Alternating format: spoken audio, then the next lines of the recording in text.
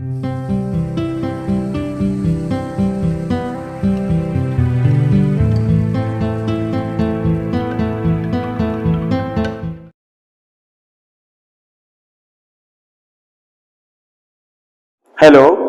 जैन धर्म के प्रथम पार्ट में मैंने आपको महावीर स्वामी एवं उनकी शिक्षाओं के बारे में बताया था, जिसमें मैंने पंच महाव्रत और पंच अनुव्रत के बारे में आपको जानकारी दी थी। इसके बाद भी महावीर स्वामी के कुछ अन्य सिद्धांत थे जिन्हें मैं आपको आज बताऊंगा। इसके साथ जैन धर्म के जो अन्य संप्रदाय या जो अन्य उनके सिद्धांत हैं उनके बारे में भी मैं आपको जानकारी दूंगा। महावीर स्वामी ने पंच अनुव्रत और महाव्रत के बाद जिस सिद्धांत को बताया वो था स्यादवाद। स्यादवाद स्यादवाद को अनेकांतवाद भी कहते हैं। स्यादवाद का मतलब है कि इसमें सब में शायद शब्द लगता है। ये स्यादवाद का जो उनका सिद्धांत है ये 7 हैं। पहले में है स्याद अस्ति, शायद है। तो जो पहला इनका सिद्धांत है स्यादवाद का, उसका अर्थ है स्याद अस्ति, अर्थात शायद है। इसके बाद अगला है स्याद नास्ति। स्याद नास्ति, इसका अर्थ है शायद नहीं है। फिर है स्याद अस्ति च नास्ति। स्याद अस्ति च नास्ति, इसका अर्थ है शायद है या शायद नहीं भी है। फिर है स्याद अव्यक्तम। स्याद अव्यक्तम, इसका अर्थ है शायद अव्यक्त है, अर्थात इसके बारे में शायद नहीं कहा जा सकता है। फिर है स्याद अस्ति अव्यक्तम। स्याद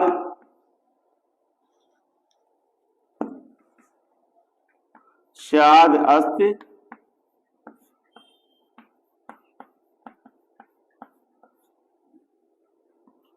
च अव्यक्तम।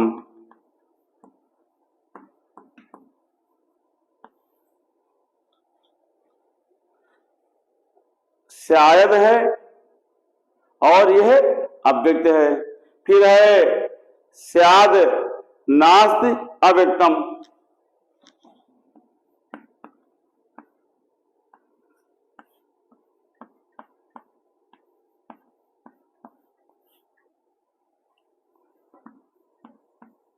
शायद नहीं है और अव्यक्त है, अर्थात उसके बारे में कुछ नहीं बताया जा सकता है।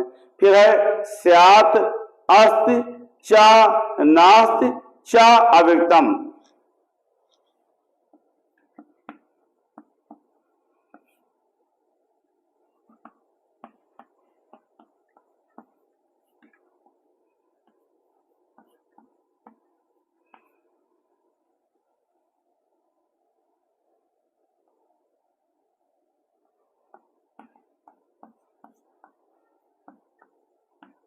अर्थात शायद है, शायद नहीं भी है और अव्यक्त है। तो ये इनके 7 सिद्धांत थे जिनको स्यादवाद कहा गया है। स्याद अस्ति, शायद है, किसी भी चीज के बारे में उन्होंने 7 परिकल्पनाएं की हैं। तो उन्होंने पहला कहा स्याद अस्ति, शायद है। शायद नास्ति, शायद नहीं है। शायद अस्ति च नास्ति, शायद है और नहीं भी है। फिर कहा शायद अव्यक्तम, शायद वो अव्यक्त करने वाला है, उसके बारे में कोई बताया नहीं जा सकता है। शायद अस्ति च अव्यक्तम, शायद है और अव्यक्त है, अर्थात उसके बारे में नहीं बताया जा सकता है। शायद नास्ति अव्यक्तम, शायद नहीं है और उसके बारे में नहीं बताया जा सकता है। फिर लास्ट में उन्होंने कहा शायद अस्ति च नास्ति च अव्यक्तम, शायद है, शायद नहीं है और वो अव्यक्त भी है। तो ये उनका ये 7 सिद्धांत था। इस स्यादवाद को दूसरे रूप में अनेकांतवाद भी कहा गया है। ये आप जैन धर्म के बारे में है कि इनका स्यादवाद ये है, तो इसको अनेकांतवाद भी कहा गया है। अगर इसको हम संक्षिप्त रूप में देखें, जैसे संस्कृत में हमने बताया, अगर हम इसको संक्षिप्त रूप में देखें तो आप देखिए, मैं अभी इसको कितने छोटे में लाता हूं। पहला है, दूसरा है, दूसरा है नहीं है, तीसरा है और नहीं है और नहीं है,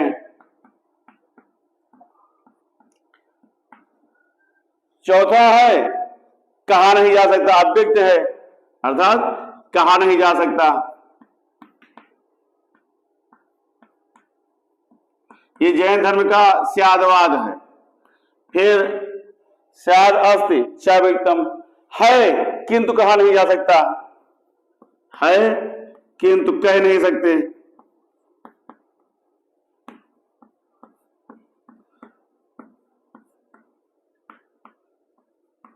अगला है नहीं है किंतु कहा नहीं जा सकता, मतलब या नहीं कहा जा सकता, नहीं है ना कहा जा सकता। फिर अगला है नहीं है और ना कहा जा सकता है। तो ये जैन धर्म का स्यादवाद था, अर्थात इसको अगर हम ईश्वर से भी जोड़े तो उनका यही मानना था कि है, ईश्वर है, नहीं भी है भी और नहीं भी है। ईश्वर है या नहीं है हम इसके बारे में कह भी नहीं सकते हैं। फिर कहते हैं है लेकिन हम कह नहीं सकते हैं। फिर कहा जा सकता है कि नहीं है और हम कह भी नहीं सकते हैं। फिर कहते हैं है भी, नहीं भी है और कह भी नहीं सकते हैं। तो ये जैन धर्म का 7 जो सिद्धांत है उसको स्यादवाद या अनेकांतवाद कहते हैं। जैन मत में अज्ञान को बंधन माना गया है, अर्थात उन्होंने जो बंधन शब्द कहा है उसको अज्ञानता को कहा है। इनके हिसाब से अज्ञानता ही इस जीवन का बंधन है। तो आप देखिए जैन धर्म की ये शिक्षा कितनी महत्वपूर्ण है, जिसको समझने के लिए वास्तव में आप इनकी शिक्षाओं पर जाएं कि इनका मतलब है अज्ञानता ही बंधन है। इस धरती पर जो भी है बंधन, वो कोई और बंधन नहीं है, वो हमारी अज्ञानता है। अगर हमको ज्ञान नहीं है तो हम बंधन में हैं। इनके अनुसार मोक्ष के 3 साधन बताए गए हैं। महावीर स्वामी या जैन धर्म के अनुसार मोक्ष के 3 साधन हैं, जिन्हें कि हम पहला है सम्यक दर्शन। मोक्ष का जो साधन है वो है पहला सम्यक दर्शन। सम्यक दर्शन का मतलब है कि जैन धर्म के जो तीर्थकर हैं उनके उपदेशों में दृढ़ विश्वास रखना। सम्यक दर्शन का मतलब है जैन धर्म के तीर्थकरों के उपदेशों में पूर्ण रूप से दृढ़ विश्वास रखना, यही सम्यक दर्शन है। अगला है सम्यक ज्ञान।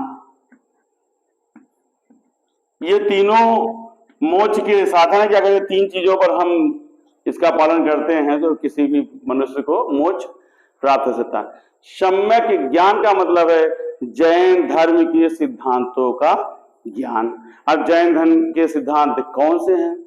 गति इंद्रियों द्वारा ज्ञान प्राप्त करना, श्रुत इंद्रियों द्वारा ज्ञान प्राप्त करना अर्थात सुन करके ज्ञान प्राप्त करना, अवधि रखी वस्तु से ज्ञान प्राप्त करना, जैसे कोई वस्तु रखी हमें उससे ज्ञान प्राप्त करना है, मन की बात जान लेने का ज्ञान प्राप्त करना, केवल अर्थात पूर्ण रूप से ज्ञान प्राप्त कर लेना जो केवल जैन तीर्थकरों को हुआ है। तो ये सम्यक ज्ञान के अंतर्गत आता है कि गति इंद्रियों द्वारा ज्ञान प्राप्त करना, सुन करके ज्ञान प्राप्त करना, अवध रखी वस्तुओं को या किसी वस्तु को, रखी हुई वस्तु को देख करके ज्ञान प्राप्त करना, मन की बात को जान करके ज्ञान प्राप्त करना, या कैवल्य, या वो केवल जिसका मतलब है कि पूर्ण ज्ञान और जिसे कि केवल तीर्थकरों को प्राप्त हुआ है। फिर है तीसरा सम्यक चरित्र। सम्यक चरित्र,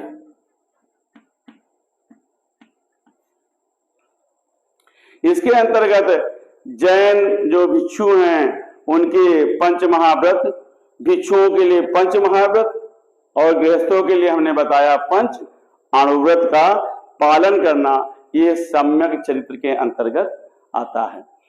सम्यक दर्शन, सम्यक ज्ञान और सम्यक चरित्र को जैन धर्म का त्रिरत्न कहते हैं।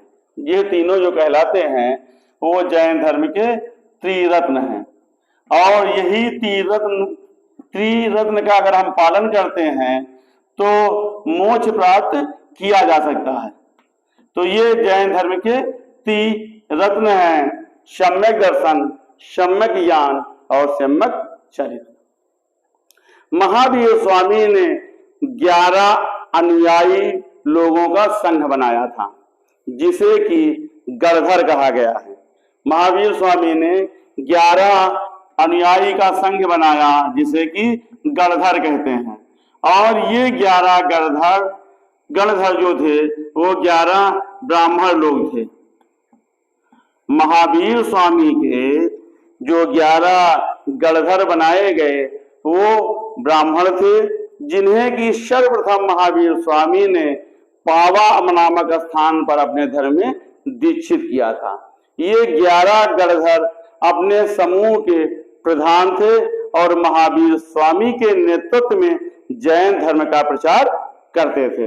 अब 11 गणधर कौन थे, अर्थात किनको 11 गणधर माना गया है? तो जो 11 गणधर हैं जैन धर्म के, जो कि महावीर स्वामी द्वारा दीक्षित 11 ब्राह्मण थे और पावा में महावीर स्वामी ने दीक्षित किया था, वो 11 गणधर या 11 ब्राह्मण जो हैं वो थे इंद्रभूति।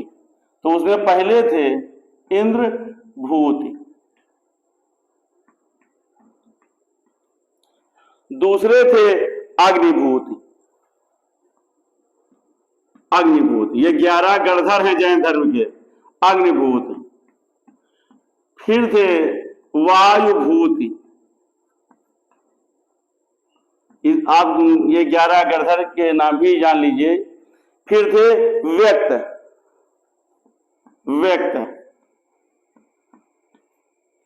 अगले थे सुधमन।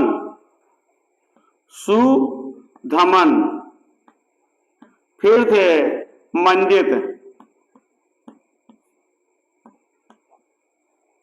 इसके बाद मोरी पुत्र।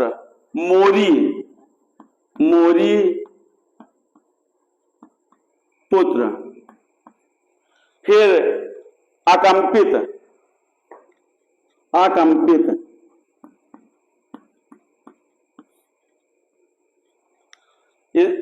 फिर अचल भ्राता।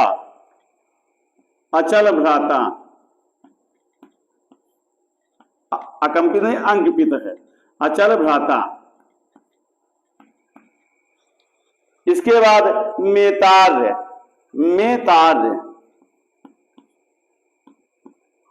और सबसे लास्ट के जो थे उनका नाम था प्रभास। तो जैन धर्म के 11 गणधर, इंद्रभूत, अग्निभूत, वायुभूत, व्यक्त, सुधमन, मंडित, मोरीपुत्र, अंकपित, अचल भ्राता, मेतार और प्रभास थे। जैसा कि अगर आप देखें तो इंद्रभूत, अग्निभूत और वायुभूत ये लगता है कि किसी भाइयों के नाम हैं, तो ये सही है, ये तीनों सगे भाई थे। 11 ब्राह्मणों को जो दीक्षित किया था ये 3 सगे भाई थे, इंद्रभूत, अग्निभूत और वायुभूत। महावीर स्वामी की मृत्यु के समय केवल 1 गणधर जीवित था। देख लीजिए 11 गणधर जो महावीर स्वामी ने बनाए थे उसमें से 10 गणधर उनके समय में ही स्वर्गवास उनका हो गया था। केवल एक गणधर था जो कि महावीर स्वामी के मृत्यु के उपरांत भी जीवित था। कौन था वो? सुधमन। सुधमन केवल ये एक ऐसे जीवित थे जो महावीर स्वामी जी के बाद थे, बाकी सब 10 उनके समय में ही मोक्ष को प्राप्त हो गए थे। इन्होंने जैन धर्म के ये सबसे पहले अध्यक्ष बने। सुधमन महावीर स्वामी के बाद जैन धर्म के सबसे पहले अध्यक्ष बने। जैन धर्म इसके बाद 4 सदस्यों या 4 वर्गों में विभाजित हुआ। कौन से 4 वर्ग थे? 4 वर्ग में पहला वर्ग था भिक्षु, दूसरा था भिक्षुड़ी, अर्थात महिला और पुरुष को अलग अलग भिक्षु और भिक्षुड़ी, ये 2 वर्ग थे। फिर तीसरा था श्रावक, और जो चौथा था वो था श्राविका। तो जैन धर्म के ये पहले 4 सदस्य या 4 वर्ग विभाजित हुए, जो कि भिक्षु, भिक्षुड़ी, श्रावक और श्राविका थे। पहले दोनों सन्यासी टाइप के लोग थे और श्रावक और श्राविका जो है ये गृहस्थ कहलाए। तो ये महावीर स्वामी के बाद जैन धर्म के 4 वर्ग विभाजन हुए। महावीर स्वामी के अनुसार आदमी को या किसी मनुष्य को 3 रूपों में रखा गया है। कौन से 3 रूप हैं? पहला है आवृत्ति, जो 3 रूप है किसी मनुष्य को, कि किसी भी मनुष्य को अगर हम डिवीजन करते हैं या बांटते हैं तो उसे 3 रूपों में रखा जाता है। पहला है आवृत्ति। आवृत्ति का मतलब है जो सांसारिक मोह माया में लिप्त हो और उससे हटना ना चाहता हो, अर्थात वो पूरी तरह से मोह माया में फंसा हो, उसको महावीर स्वामी ने आवृत्ति के उसमें रखा है। अर्थात जो मोह माया से हटना ही ना चाहता हो, मोह माया में फंसा हुआ व्यक्ति आवृत्ति है, मोह माया में लिप्त, अर्थात वो संसार में आया और संसार में ही वो लिप्त है और वो उससे छुटकारा नहीं पाना चाहता है, तो आवृत्ति कहलाए। फिर है अणुवृत्ति। अणुवृत्ति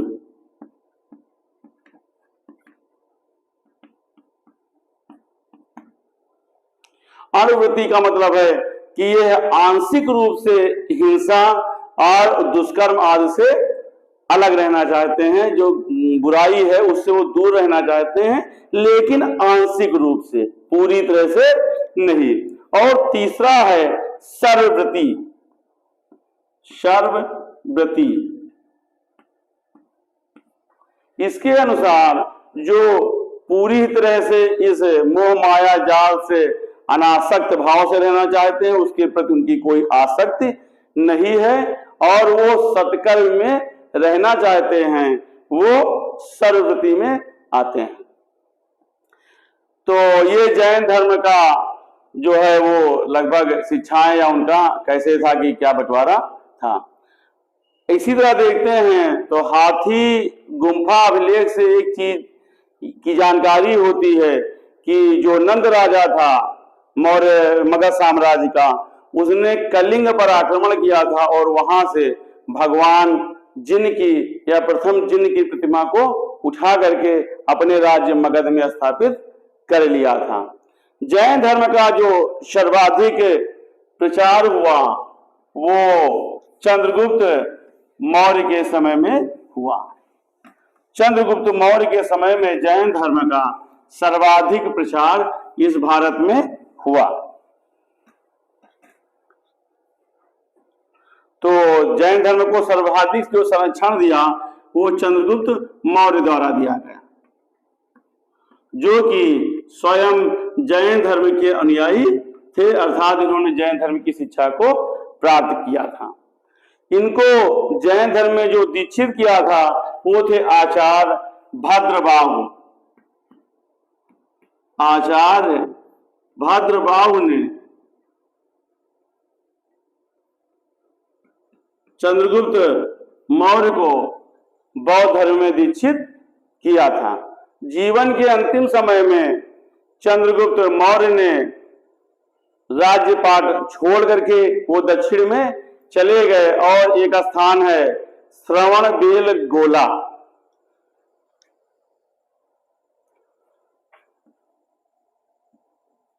श्रवण बेला गोला या बेलगोला दोनों चीजें कहते हैं। श्रवण बेला गोला ये दक्षिण भारत का स्थान है। वहां पर चंद्रगुप्त मौर्य चले गए और वहीं पर ये तपस्या करने लगे।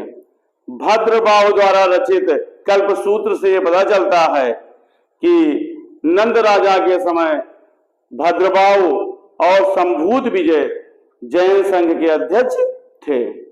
इन दोनों ने, किसने? संभूत विजय ने और भद्रबाहु ने महावीर स्वामी द्वारा दिए गए जो 14 पुब्बो था, जैन धर्म में बोला जाता है, अर्थात प्राचीन जैन ग्रंथों को जानने वाला, जिसमें वो सब सबरी थी, ये जानने वाले यही दो व्यक्ति थे, संभूत विजय और भद्रबाहु। संभूत विजय और भद्रबाहु ये दो जैन धर्म के अध्यक्ष थे। और यही जो है जैन धर्म के 14 पुब्बों के जानकार थे, अर्थात जैन धर्म के जो ग्रंथ हैं उनके सभी विषयों के जानकार थे।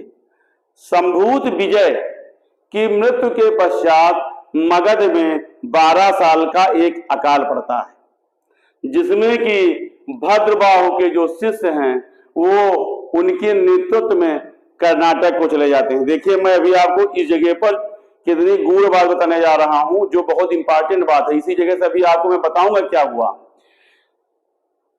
संभूत विजय और धर्म भद्रबाहु जब बचते हैं तो संभूत विजय की मृत्यु के पश्चात मगध में 12 साल का एक अकाल पड़ता है। संभूत विजय के सभी शिष्य वहीं पर रुक जाते हैं। भद्रबाहु के सभी शिष्य अकाल से परेशान होकर के दक्षिण में चले जाते हैं और ये लोग मगध में ही रुकते हैं। तो इनका क्षेत्र हो जाता है मगध। ये 12 वर्ष के अकाल की घटना है और ये चले जाते हैं दक्षिण भारत। भद्रबाहु जब अकाल खत्म होता है तो वापस आते हैं, लेकिन उस समय इन दोनों के संभूत विजय के शिष्य और भद्रबाहु में विवाद हो जाता है, गहरा मतभेद हो जाता है। इनका कहना होता है कि आपको राज्य छोड़ करके नहीं जाना चाहिए था। ये कहते हैं कि अकाल पड़ने के कारण मैं यहाँ पर अपनी धार्मिक क्रियाकलापों का पालन न कर पाता, इसलिए वहां जाते हैं। तो इन दोनों में संघर्ष होता है, मतभेद होता है और मतभेद होने का परिणाम ये होता है कि जैन धर्म उसी समय 2 संप्रदाय में बढ़ जाता है।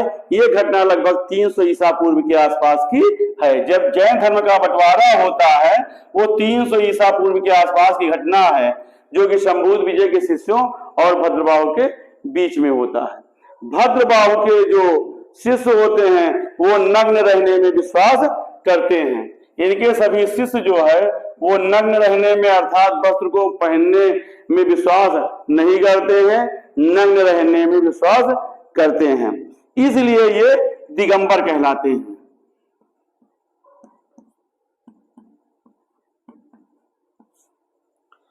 और जो संभूत विजय के जो शिष्य मगध में रहते हैं ये वस्त्र को धारण करने में विश्वास रखते हैं और ये श्वेतांबर कहलाते हैं।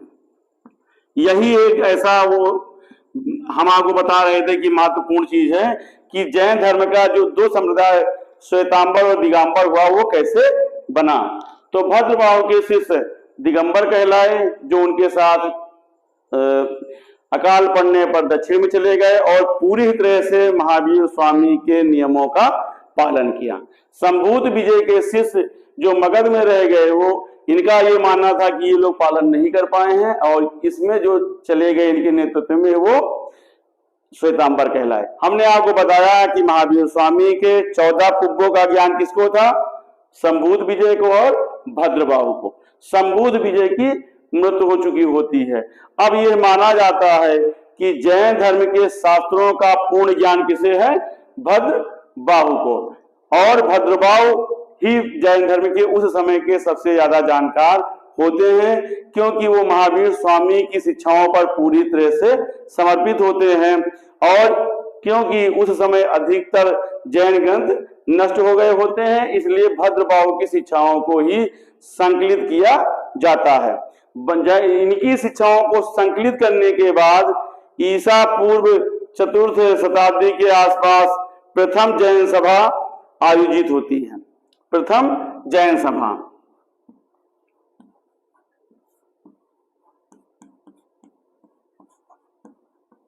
जो प्रथम जैन संगीत या प्रथम जैन सभा चालू होती है वो पाटलिपुत्र में होती है।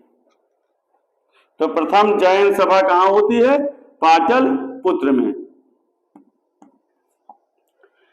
पाटलिपुत्र में जब होती है तो भद्रबाहु के शिष्य इसमें भाग नहीं लेते हैं।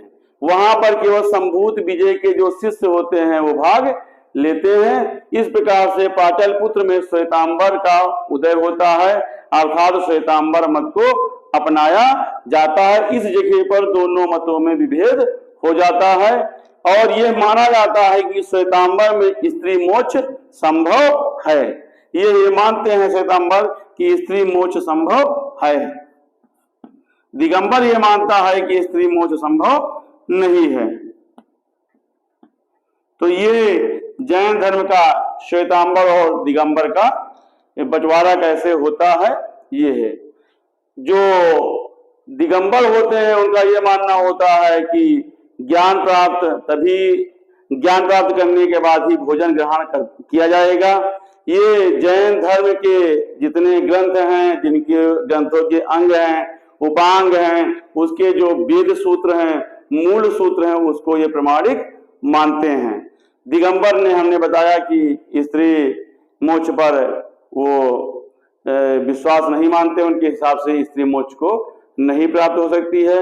ये मानते हैं कि जो एक आदर्श साधु है उसे भोजन ग्रहण नहीं करना चाहिए, मानते हैं कि भोजन ग्रहण करना चाहिए, कहते हैं कि आदर्श साधु को भोजन ग्रहण नहीं करना चाहिए। ये केवल महावीर स्वामी की शिक्षाओं को ही मानते हैं। इसके बाद श्वेतांबर के भी 3 उप संप्रदाय बनते हैं। श्वेतांबर के 3 उप संप्रदाय बनते हैं। पहला है पुजेरा। पुजेरा नाम से ही स्पष्ट है, ये मूर्त पूजक होते हैं। तो पुजेरा क्या होते हैं? श्वेतांबर के 3 संप्रदाय हैं, तो जो मूर्त पूजक होते हैं उन्हें बोलते हैं पुजेरा। अगला होता है ढूंढिया या विस्तोला। ढूंढिया या विस्तोला, ये श्वेतांबर का जो है दूसरा उप संप्रदाय है। ये साधु मार्गी होते हैं, साधु मार्गी होते हैं।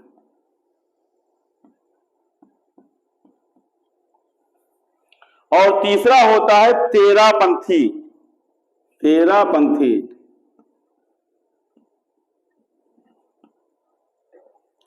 ये जैन धर्म के सभी सिद्धांतों के अनुगामी होते हैं। जैन सिद्धांतों के अनुगामी होते हैं, या जैन धर्म के सिद्धांतों को मानने वाले होते हैं। तो ये श्वेतांबर के 3 उप संप्रदाय हैं, पुजेरा, ढूंढिया, ढूंढिया को विस्तोला भी बोलते हैं, और तेरापंथी। दिगंबर के भी 3 उप संप्रदाय होते हैं। अब इनके 3 उप संप्रदाय कौन से हैं? पहला है बीजपंथी। दिगंबर का जो उप संप्रदाय है पहला है वो है बीजपंथी। बीजपंथी का मतलब होता है ये तीर्थकर, क्षेत्रपाल, भैरव आदि की मूर्तियों का पूजन करते हैं। ये तीर्थकरों का और भैरव की मूर्तियों का पूजन करते हैं, ये कहलाते हैं बीजपंथी। अगला है तेरापंथी। ये भी इसमें, इनके में भी एक तेरापंथी है। ये तेरापंथी जो होते हैं ये केवल तीर्थकरों की पूजा करते हैं। ये तीर्थकर और भैरव की पूजा करते हैं, ये केवल तीर्थकर की पूजा करते हैं।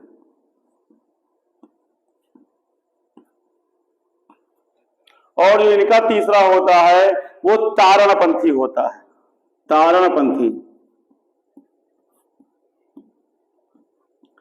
तारणपंथी को समैयापंथी भी बोलते हैं और ये मूर्ति पूजा में विश्वास नहीं करते हैं। मूर्ति पूजा में विश्वास नहीं करते हैं। ये तो बाकी दो उपाय के करते हैं मूर्ति पूजा में विश्वास, लेकिन ये मूर्ति पूजक नहीं है। इन्हें तारणपंथी या समैयावादी भी कहते हैं। सबसे पहले जैन धर्म का जो केंद्र था वो मगध साम्राज्य था। मगध साम्राज्य के बाद जैन धर्म का केंद्र मगध से हट करके पश्चिम भारत की ओर स्थानांतरित हो जाता है और अशोक के पौत्र संप्रति कलिंग नरेश खारवेल राष्ट्रकूट शासक के समय में जैन मत लोकप्रिय होता है। अर्थात अशोक के पौत्र संप्रति के काल में, कलिंग नरेश खारवेल के काल में और राष्ट्रकूट शासक के काल में जैन मत सर्वाधिक लोकप्रिय होता है। कुषाण काल में मथुरा भी जैन धर्म का प्रमुख केंद्र बनता है। तो चंद्रगुप्त के बाद जैन धर्म का ये केंद्र बनता है जो मैंने आपको बताया। इसी हिसाब से जो जैन धर्म का और मानने वाले थे वो लिच्छवी गणराज्य के भी लोग थे। चूंकि महावीर स्वामी का जो जन्म हुआ था वो लिच्छव या बज्र संघ में हुआ था, तो जो वैशाली के लोग थे वो भी जो है महावीर स्वामी के धर्म को मानते थे, जैन धर्म को मानते थे, क्योंकि वो उनके माता का मतलब स्थान था। अर्थात वो शायद उसमें वज्र संघ में पैदा हुए थे, तो वज्र संघ वालों ने भी इनके धर्म का काफी प्रचार किया और काफी इनके धर्म को अपने समय में महत्व प्रदान किया। आवश्यक चेट एक जो ग्रंथ है आवश्यक चूर्ण, उसके अनुसार उस समय के वज्र संघ के जो प्रधान थे चेटक, वो स्वयं महावीर के बहुत बड़े भक्त थे। अवंती के राजा प्रद्योत और उनकी उस समय की 8 रानियों को भी महावीर स्वामी के प्रति अत्यंत आस्था थी। महावीर स्वामी की जो पहली महिला शिष्या थी वो एक अपहरण की हुई दासी थी। अध्ययनरत सूत्र के अनुसार बिंबसार और अन्य उनकी जो 10 रानियां थी उनकी भी जैन धर्म में आस्था थी। महावीर स्वामी के जो भक्त थे वो अजात शत्रु भी थे। जैन धर्म का जो माना गया है कि आचार कठोर मार्ग और असाध्य होने के कारण इसमें ब्राह्मण क्षत्रिय और शूद्र वर्ग जो उस समय का था उनको अहिंसा का पालन करना संभव नहीं था। जो जैन धर्म की जो शिक्षा थी इसका जो आचार विचार था वो अत्यंत कठोर था और बहुत ही असाध्य टाइप का था, मतलब उसका पालन करना अत्यंत कठिन होता था।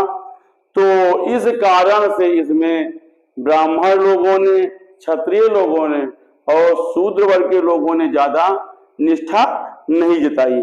इसलिए जो जैन धर्म के सर्वाधिक मानने वाले लोग थे वो उस समय के वैश्य संप्रदाय के लोग थे, अर्थात व्यापारी लोग थे, अर्थात जिनका काम यज्ञ करना नहीं था, युद्ध करना नहीं था और जिनका काम श्रम करना नहीं था, वो लोग जो है जैन धर्म के प्रति कम आकर्षित हुए। ज्यादातर वैश्य संप्रदाय के लोग जैन धर्म के शिष्य बने या उनकी तरफ से आकर्षित हुए, क्योंकि उनका यह मानना था कि दुकान पर बैठ करके या अपने व्यापारिक केंद्र पर बैठ करके लेखा जोखा बनाने से हमारा काम चल जाएगा, हम इतने कठिन नियमों का पालन नहीं कर पाएंगे।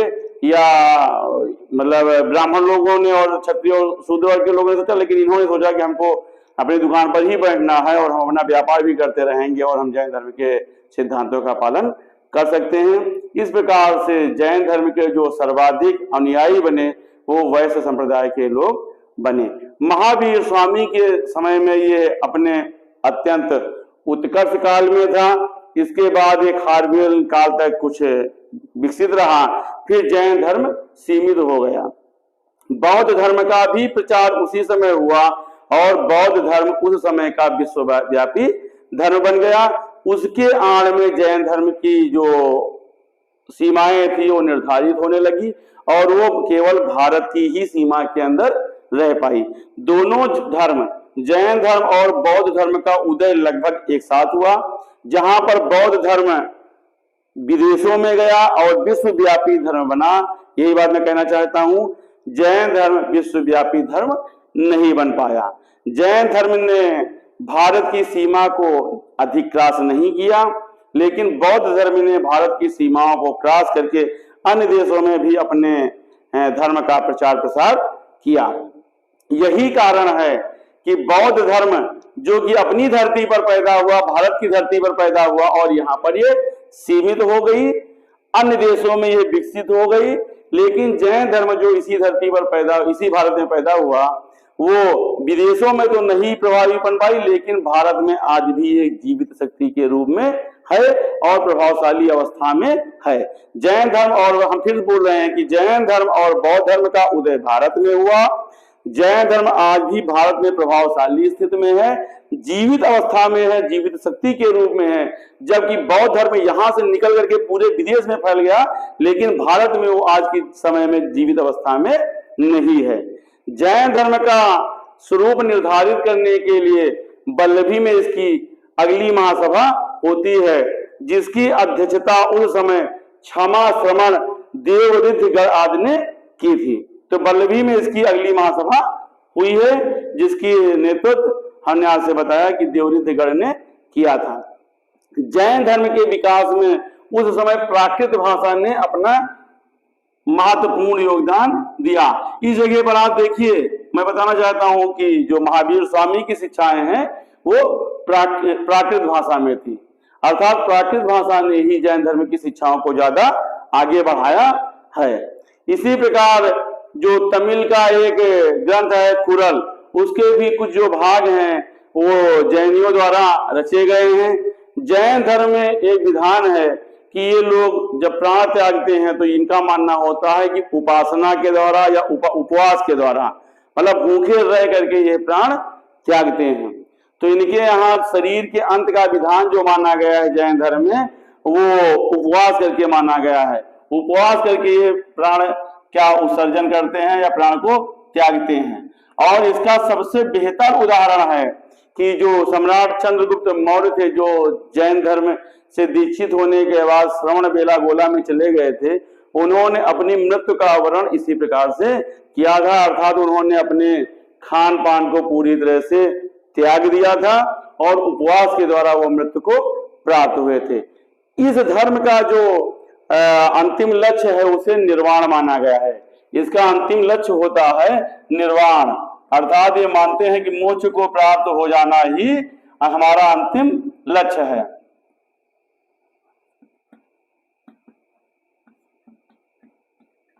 और निर्वाण ये कैसे प्राप्त करते हैं? उपवास के द्वारा। उपवास के द्वारा रह करके ये अपने जीवन का जो है उत्सर्ग कर देते हैं।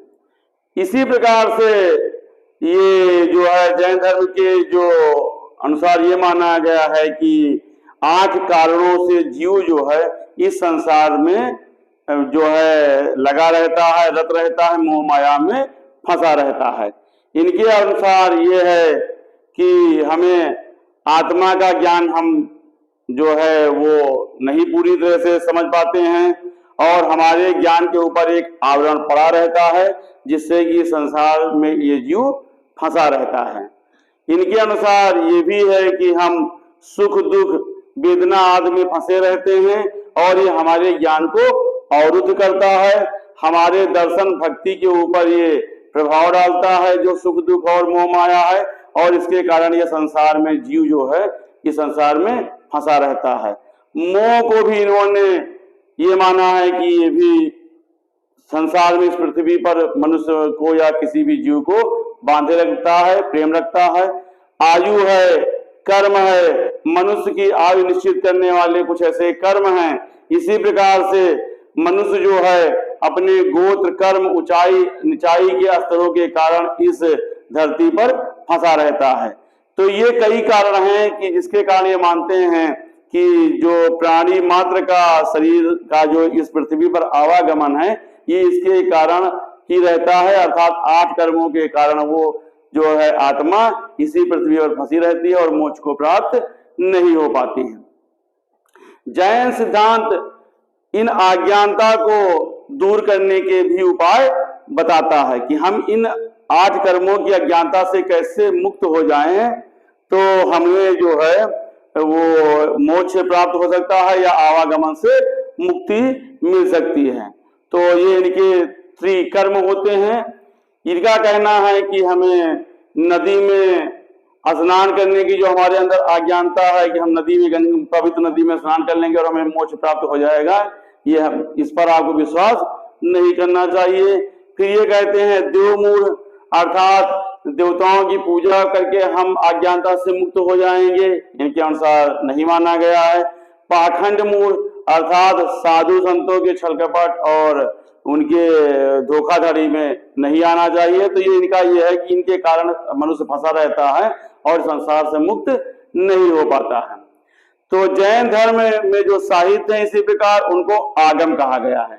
आगम में 12 अंग, 12 उपांग, 10 प्रकीर्ण, 6 वेद सूत्र, 4 मूल सूत्र और अनुयोग सूत्र तथा नदी सूत्र आदि की गणना की जाती है। अब हम आपको कुछ जैन साहित्यों के बारे में बताएंगे कि कौन कौन से जैन साहित्य थे। तो सबसे पहला जो जैन साहित्य था वो था भद्रभाव द्वारा लिखा गया भद्रभाव संहिता। ये आपके कंपटीशन में आता है, भद्रभाव द्वारा लिखा हुआ भद्रभाव संहिता। ये जैन धर्म का जो है साहित्य है भद्रभाव संहिता, जिसे कि भद्रभाव ने लिखा है।